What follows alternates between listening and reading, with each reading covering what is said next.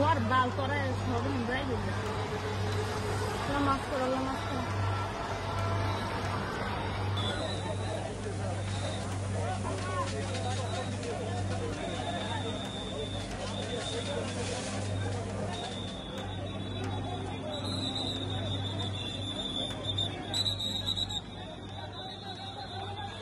গেটে যাওয়ার সাথে সাথে দেখলাম যে পিছন থেকে কি জানি একটা আসলো, মানে একটা আওয়াজ হলো আর পড়ে গেল, আর আগুন, শুধু আগুন আর ধোয়া বেরোচ্ছে, এটুকু শুধু আগুন আর ধোয়া বেরোচ্ছে। এরপরে আমি আমার বাচ্চাটাকে জাস্ট একটা অটোতে উঠাই দিয়ে আমি ব্যাক করলাম, দৌড়ে আসলাম, আসে দেখলাম যে শুধু আগুন আর ধোয়া উঠতেছে, আর এখানে কিছু বেশ বাচ্চা ছিল আর গার্ডিয়ান ছিল।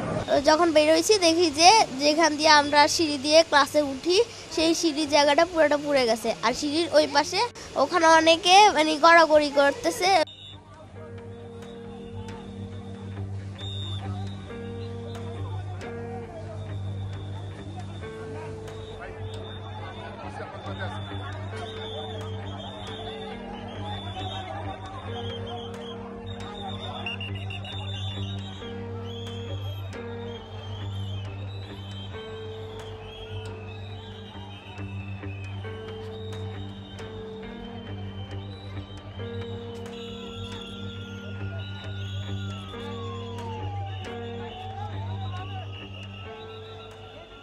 ছিলাম সামনেই ছিলাম, তো হুট করে আপনার যে প্লেনটা ক্র্যাশ করছে, যে জায়গায় ক্র্যাশ করছে তার কিছুক্ষণ আগ মুহূর্তে আমি সেম প্লেসটাই ছিলাম।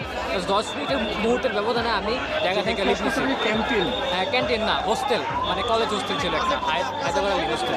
এখানে ম্যাক্সিমাম কারা ছিল? পরীক্ষার্থীরা ছিল, আপনার হচ্ছে কি প্রাইমারি স্কুল আছে না, প্রাইমারি স্কুলের স্টুডেন্ট 4-5 যারা তাদের এক্সাম চলতেছিল ওই জায়গায়।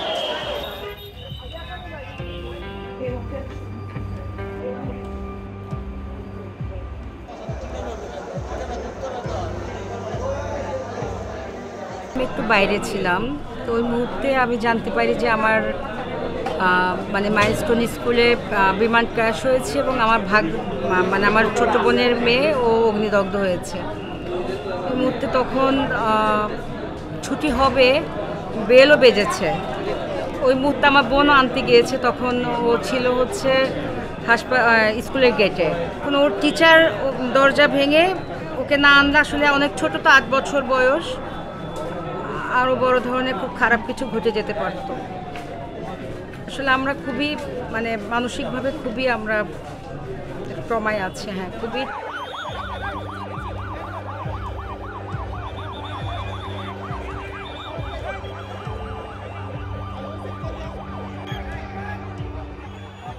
আমরা বাবা মা আত্মীয় স্বজন সবার কাছে আমাদের সহানুভূতি জানাচ্ছি। বাংলাদেশের যত সন্তান আছে সবাই আপনাদের সন্তান। আমরা নিজেদের মনকে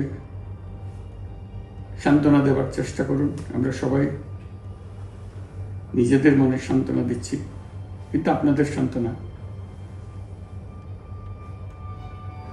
বিরাট ব্যাপার।